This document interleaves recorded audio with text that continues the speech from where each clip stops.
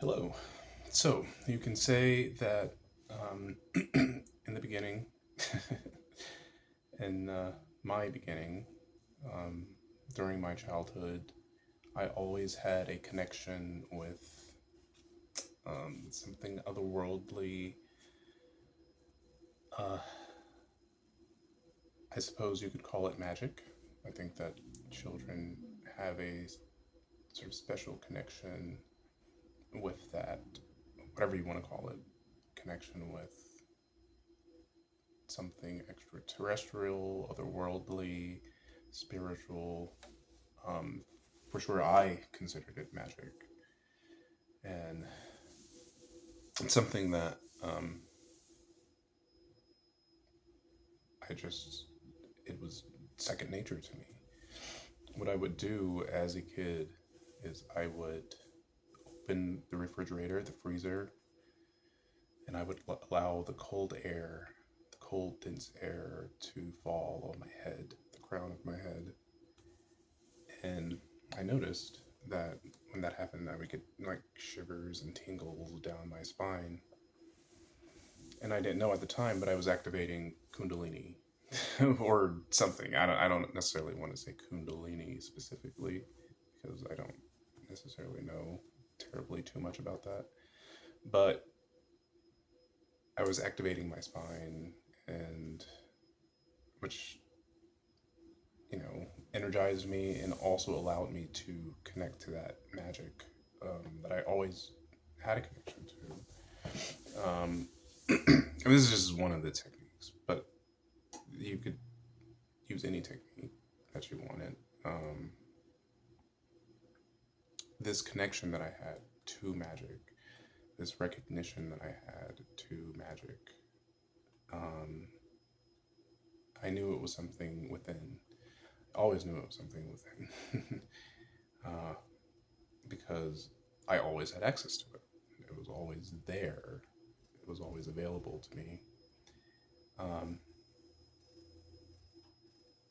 but when I looked around, when I looked to my left and my right, I saw other people who it took me a little while, but I realized that they did not realize that they had that, what I had.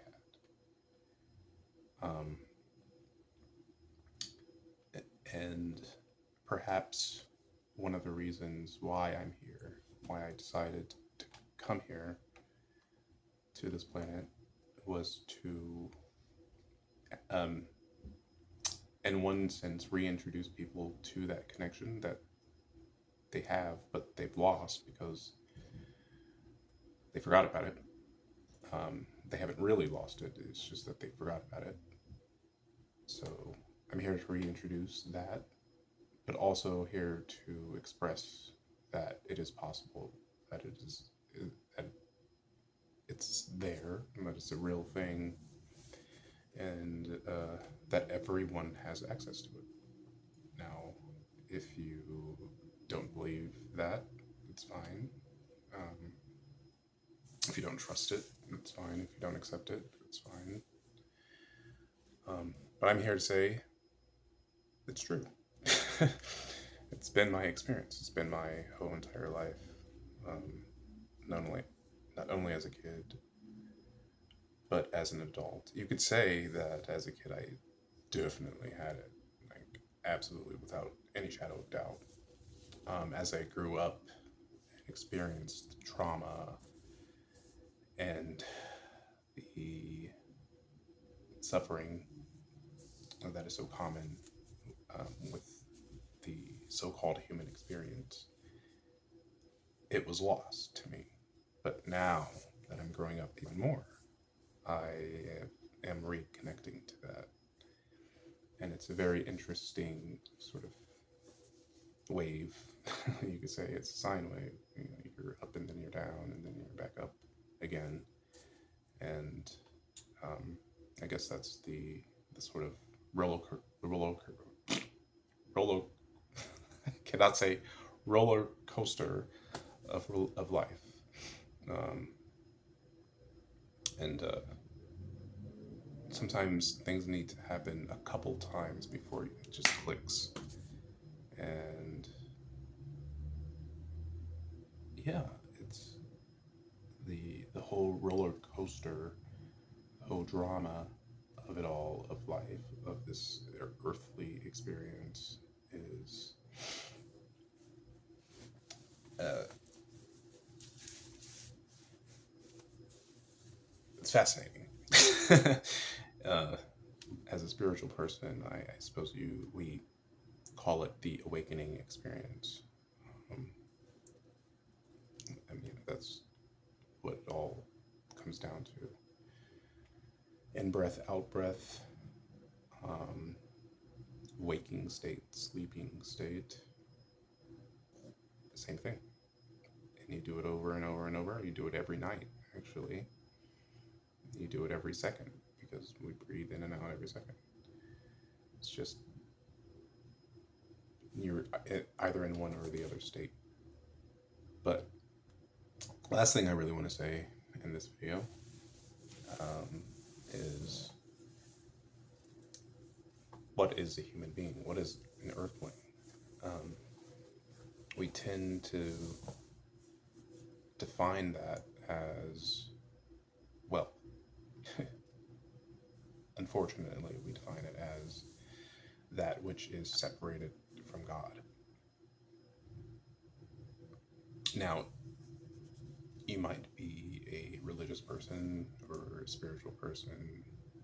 Um, let's start with religious person, because I would say a spiritual person is melting that definition away ultimately. A religious person, religious people define it the same way, right? Even something like a Christian or a Muslim would define that. You know, God is up there, God is in heaven, and we're down here. Um, it's the same debate all over again, even with the intellectual community, right? You have the School of Athens, that famous depiction of Aristotle and Plato slash Socrates. Plato was pointing up, and then Aristotle, his hand is pointed sort of forward, palm facing down. It's the same debate. It's this idea of, well, there's a schism, there's a separation.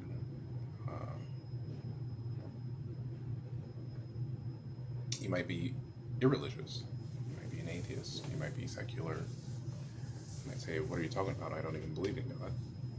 Well, there you go. Thanks for proving my point. I would just say that literally is exactly what I'm talking about. That is the human experience. So we think that a human being is, or those sorts of people see themselves as what? A highly evolved animal, the sixth ape, which is one way of looking at things, certainly. Religious people say that, well, you know, we were created by God, but, you know, we have this separation, sort of, we're God's children, created by God, God's children, but God sort of gave us up for adoption, effectively. And that's also ironically pointed for my own personal experience, because I grew up legally as a ward of the state, so you could say that. I had the foster care experience, the adoptive experience. Not, I wasn't actually technically adopted, but I have been fostered. And it's not a good feeling. But that's what, if that is the religious definition, you know, God is ultimately our parent, but you know, we have this sort of separation state. The next evolution of this planet will be that changing of the definition of human, the elevation of what we see ourselves as, what we consider our identity, um, it has to be elevated. It simply has to be elevated. And that's um, simply the end of that. If we need, if we are to expect any progress to come from this planet, um, any progress to um,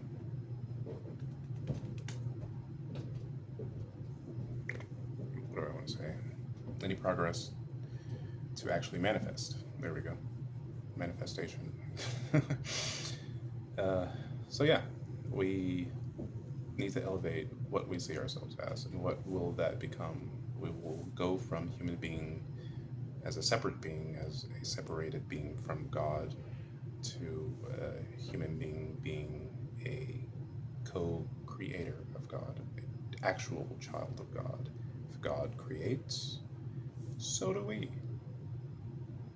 We just create with. That is the only difference.